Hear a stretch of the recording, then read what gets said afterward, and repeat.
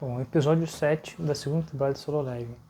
E, bom, eu falei, né, que parecia que era um Rank S que tinha chegado, né, mas na verdade se tratava de um ator famoso, né, que ele vira um caçador, né. Bom, esse episódio, né, é o que o Sanju, ele pega a sua carteira de Rank S.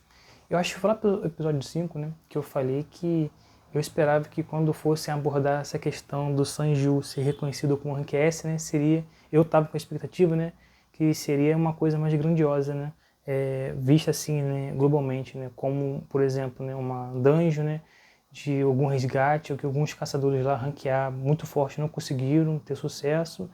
Aí vai lá o Sanju sendo televisionado, né, as pessoas não tendo expectativa, né, e se deparando, né, com um absurdo ele é forte, né. Bom, mas sinceramente me surpreendeu até mais a questão de ter sido mais simples, por causa de ser orgânico, sabe, da fluidez, de ter sido assim algo que a gente fica mais imerso na história, né? Quer dizer, no caso o Sanju ele se revela um Rank S, né? A gente acompanha isso, né? Vendo que o único propósito dele conseguir poder farmar melhor, né? Para conseguir aquelas armas, para ir lá no castelo e conseguir completar a missão, né? Que ele para no andar 75, não é isso? Aí, sabe, essa questão de ter sido algo mais simples me fez ficar mais imersivo na história, sabe? É mais congruente do que ser alguma coisa grandiosa, sabe? Algum que seria até um clichê, na verdade, né?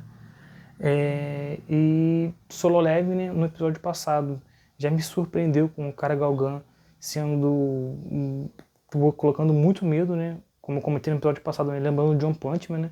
Mesmo a gente recebendo o resultado, a gente consegue perceber o quão forte é o inimigo. E nesse episódio me surpreende de uma forma diferente, né? Colocando mais personalidade, né? Até no protagonista, né? A gente vendo que como que a obra, né, se desenvolve pelo desenvolvimento dele, né? O que é sensacional, né? O que deixa a gente imersivo na história. Só vendo aqui, para não deixar nada escapar, recapitulando aqui os episódios, logo no início, né, a gente vê esse herói chegando, herói não, o caçador novo, né, e outra coisa também, né, só falando desse iniciozinho, pode ser a loucura da minha cabeça, mas dá a impressão que o próprio autor está colocando, olha só, tá vendo? Se eu quisesse fazer algo grandioso, eu faria. Como no caso esse ator, né, que ele vira um caçador, né, que ele traz, né, a atenção da mídia, da imprensa, né, e ou seja, mostra pra gente, ó, tá vendo? Se eu quisesse ter feito isso com o Sanju, eu teria feito, mas eu não quero. Pra mim a impressão que passou foi essa, eu posso estar viajando, né? E aquela coisa, né? Mesmo quando a imprensa ela vê que o Sanju ele tá ali, né? Sanju não, o caçador Rank S, né? Agora, o 10º caçador Rank S do país, né? Revelado. Vai falar com ele, dá aquela esquiva dele, né? Aquele outro caçador lá também fica impressionado, né? O cara que é mago, ele é rápido assim também. Pô, o cara tá evoluindo cada vez mais, né? Ou seja, deixa claro ali que o autor não queria realmente que tivesse essa mídia, sabe? Ele queria que fosse feito dessa forma. O que me impressionou bastante e que superou as minhas expectativas, né? Que eu estava pensando numa coisa, mas realmente essa questão de ser mais simples, né? De me mostrar, não, olha só, no caso, eu preciso farmar mais para conseguir armas, acessórios, itens, para eu conseguir completar a missão lá no castelo. Então, por isso agora eu tenho que ter minha cadeia de rank S. E é por isso. É muito mais congruente, sabe? Do que ser aquela coisa de ser alguma coisa muito grandiosa, sabe? Ter sido algum resgate grandioso e ser televisionado. Então, Solo Leve me surpreendeu muito com isso. E pro meio do episódio a gente também vê o Sanju, né, dentro do castelo lá. E outra coisa, né, foi uma cena bem rapidinha, mas eu gostei muito porque quando agora o Kiba, né, esse cara Gogan, ele fica naquele modo gigante dele, ele manda aquela canção dele lá de fogo e derrota aquele outro gigante. Eu gostei muito porque em muitos animes, a gente quando vê gigante, não passa aquela imposição, sabe? Aquela áurea de que o cara ele é forte. E Solo Leveling, cara, foi uma cena breve, mas deu pra ver que eram dois monstros muito fortes. E o Sanju, né, estando ali, a gente fica até assim, cara, o Sanju é mais forte que esses dois caras e os dois são absurdos, sabe? Eu gostei muito dessa intensidade, sabe? Que passa. E que muitos animes não conseguem, não. Não é só porque é gigante que o cara é poderoso, né? E na verdade é até não falando gigante, né? Mas em anime, né? A gente até vê, né? Que se tiver um grandalhão fortão e um magrinho, a gente sabe que o favorito é ganhar um magrinho, né? Então até por essa questão, né? De sempre quererem mostrar quem é aparentemente fisicamente mais fraco vencendo o aparentemente fisicamente mais forte, fica tão comum, né? Que a gente acaba banalizando essa questão, né? Mas aqui não. Os gigantes ali, o Kiba agora, né, transformado, você consegue ver que ele é muito forte, né? E essa questão foi muito boa. E depois a gente vê, né, que tem uns inimigos que derrotaram, né, os esquadrões do Sanju e que foi bem breve, né? Foi só uns cavaleiros ali que pareciam ser mais inteligentes do que fortes, né? E que a gente deve ver nos próximos episódios, né? O que derrotou, né? Porque tem que ser o calamidade aí, gente, para ter derrotado os guardas pessoais aí do Sanju, tem que ser um nível muito absurdo. E outra coisa, né? Eu tinha esquecido, se eu não me engano, na primeira temporada teve isso, né? Esse uso da sombra do Sanju, que ele consegue colocar nas pessoas que ele quer, né? Para fazer uma guarda, né? Aí eu até estranhei aí que o Sanju, em vez, como ele foi colocar uma guarda na irmã dele, né? Eu pensei que ia colocar um dos principais, né? Aquele ex-ranquear, o próprio Karagogan, alguma daquelas sombras principais dele, né? Aí ele coloca uma das sombras uma daqueles três guardas do Kiba, eram quatro, né? Ele faz aquela piada, né?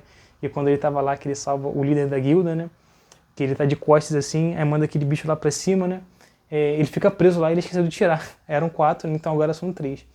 Eu até estranhei, né? Não, calma aí, mas se ele vai colocar uma sombra na irmã dele, por que ele não colocou um dos principais? Aí que depois eu lembrei que, na verdade, é para proteger de outros seres humanos ali normais, né? Porque os monstros, eles não saem dos portais, né? No caso, as únicas ameaças possíveis que pode ter são os próprios caçadores, né?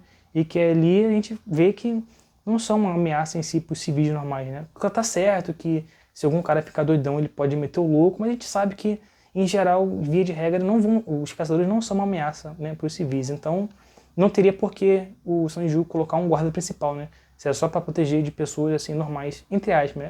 Pode ter um caçador, mas muito difícil. Muito legal, né, essa questão do uso dos poderes dele. E mais pro final a gente vê aquela questão, não só falar aqui no meio, né, do episódio também, a gente vê aquela garota que ficava com ele quando era com que fazia as missões na dungeon, né? Que ficou até sumida, gente, eu esqueci que ela existia, aquela menina. E bom, que bom que ela voltou aparentemente agora, né? Que ela aparece nos próximos episódios, né? E até porque as interações que a gente via com o Sanju era quando ele é um Rank E, né? Agora que ele é conhecido como Rank S, né? Vai ser legal de ver a interação deles dois novamente. E chegando no final, né, do episódio, a gente vê que o pai do amigo do Sanju, né, que agora vai estar em missão com ele, né, ele fica adoecido, né, o pai desse rapaz. E que eu também tinha esquecido, né, que dá pra chamar de como se fosse uma gripe, uma alergia, dá pra falar assim, que aos caçadores por conta da mana, né, de que alguns humanos, por algum motivo, eles desenvolvem essa doença, né, e que aparentemente não tem cura, né, tá sendo estudado ainda, né. E é uma coisa que existe na obra que eu esqueci também que existia, né?